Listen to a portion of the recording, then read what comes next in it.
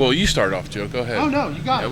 We're just trying to get together about once every quarter to talk about a few things that are going on. Certainly, as you heard, there's still an awful lot of construction going on here. But the good news is this is all going to be ready and operational for the opening game against Wofford. The work on the bridge Oculus behind us, they're just doing some finishing touches. They'll have the floor laid for the pedestrian walkway. That'll be ready to go on September the 5th.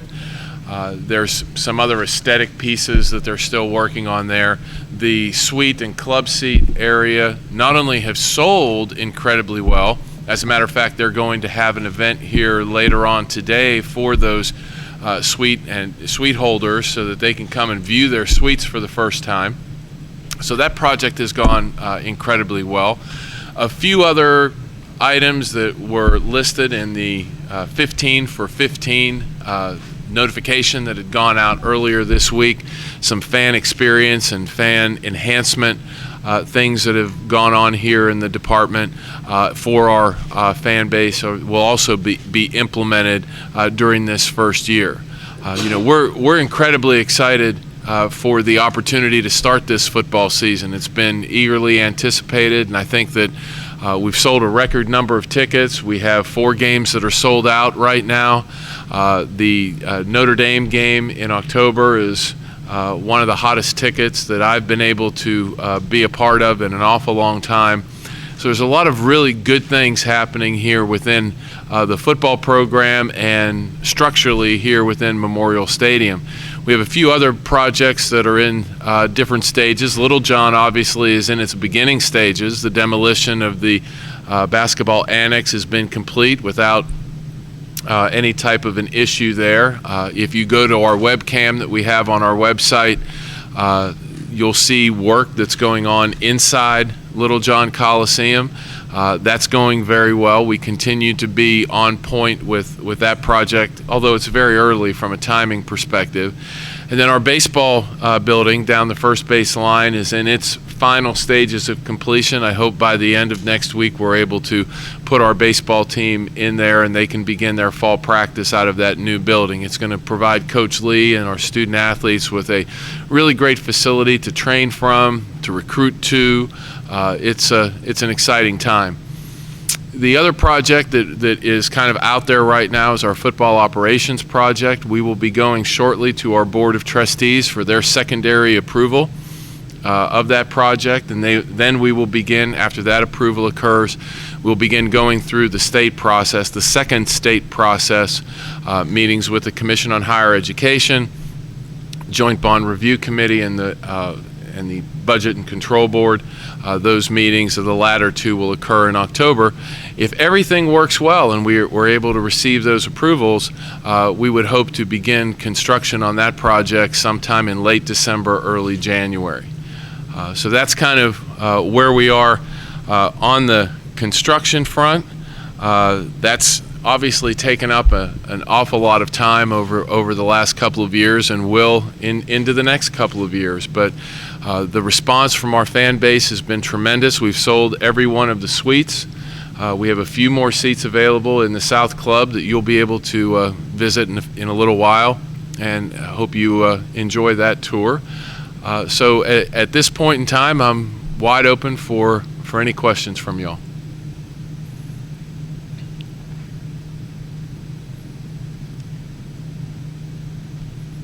That many. What would be included in the new football operations center at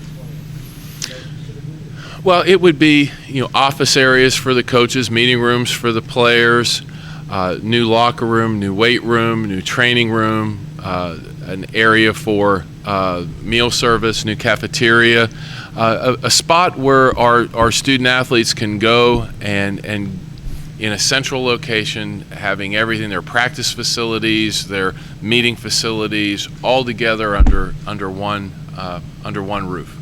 So we're in the planning and schematic design phase of that right now. So hopefully in the coming months we'll be able to share some preliminary visions of what that will look like. I think a lot of fans have a misconception about what the Oculus is supposed to do, especially on game day. I mean, there's Can you say, here's what it will be, here's the way it will be on game day? Sure. Background on that. The Oculus itself, the large cylinder, is an architectural feature to set off it was the final phase of the West End Zone project. Practically, one of the things we were able to do as we looked at that final architectural feature is connect the south and north lower stands. We talk a lot about enhancing the fan experience, and one of the things that we had heard was the large number of our fans that park on the southwest end of our parking facilities would kind of come to this part of the area, walk down the hill, walk up the hill, walk upstairs to get to their seats on the north. Same thing for the folks that park in the northern area who happen to have seats in the south. So the idea of creating that pedestrian bridge through the Oculus really is going to allow folks to enter at the closest gate to where they park and then traverse the stadium to their seats with what we hope is a lot more comfort and some really great views along the way as well. Concerns or issues are there involving construction going all over the area with foot traffic and car traffic? Well, traffic in general is always something that we're very concerned about, and we've worked with Dr. Wayne Sarasua of our civil engineering area, who's a traffic expert. He did a study back in 2004. We kind of reopened that study in 2014, and there are some changes that we're going to make in our traffic flow that hopefully will assist in inflow and most importantly, outflow after the game. For example, and these are all detailed in that 15 for 15 document, but we will close the road going into the town of Clemson, have 4 lanes of traffic moving out Highway 93. We'll have a coned off one contraflow lane on Highway 93 going up towards the Ravenel area, Highway 123 area for the folks that park up in that spot.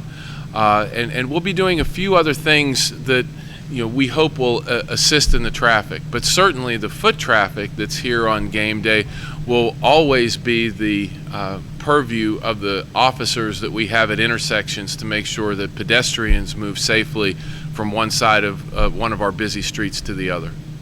Clemson has voiced in the past the desire not to play home games on any day other than Saturday. Do you foresee that being an issue in the coming years of being forced into? I don't believe so. I mean, we played a couple of years ago on a Thursday. Kind of made a deposit in the bank with our conference, the ACC.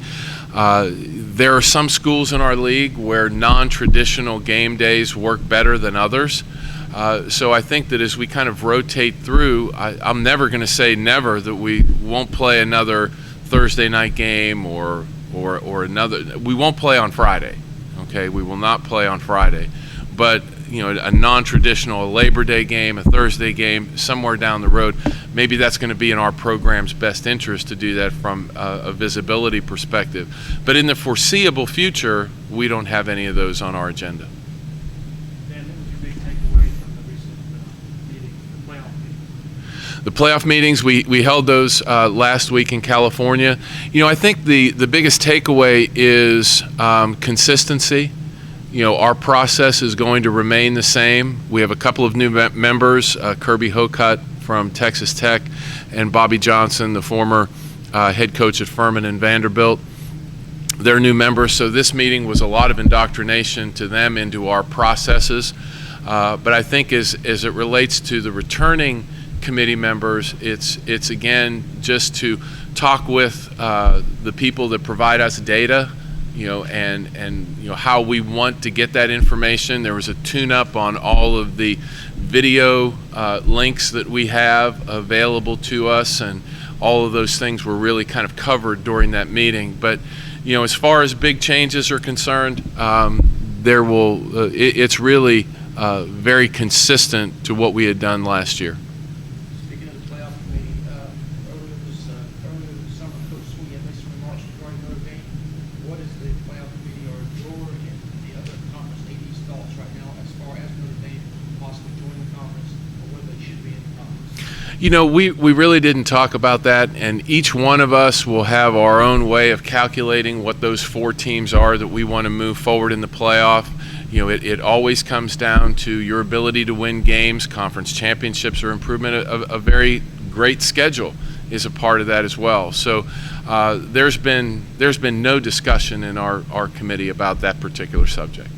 In your humble opinion, do you feel like Notre Dame needs to be in the conference, whether it be the ACC or not? You know, in all due respect, I think given the position that I hold within the College Football Playoff Committee, I'm going to withhold that opinion. Has it been broached at all, the idea of selling beer or other alcohol? You know, we talk a little about that. It really hasn't gotten to first base. You know, there's some things. It's all part of that fan improvement and experience type of a thing. You know, Death Valley is such a unique place, and we are blessed right now with a fan base that wants to be here, that continues to come here for not only what happens on the field, but all the things around it, and we need to protect that. So I don't know that we have the impetus at this point in time to look at that as another revenue stream, and to be able to look at that as whether that would even make it a large revenue stream. If you sold beer here, there would be other things that are part of the Clemson tradition, I guess you would say, that might need to be altered, and we're not ready to go down that road at all. Do you monitor other schools as they begin to implement it? Yeah, you do, and I talk to my peers who have done that, and they give their opinions as to whether or not it's been successful, and what have been the positives and what have been the negatives, and you know, whether it's here or one of our other venues, you know, maybe that's something that we look at down the road.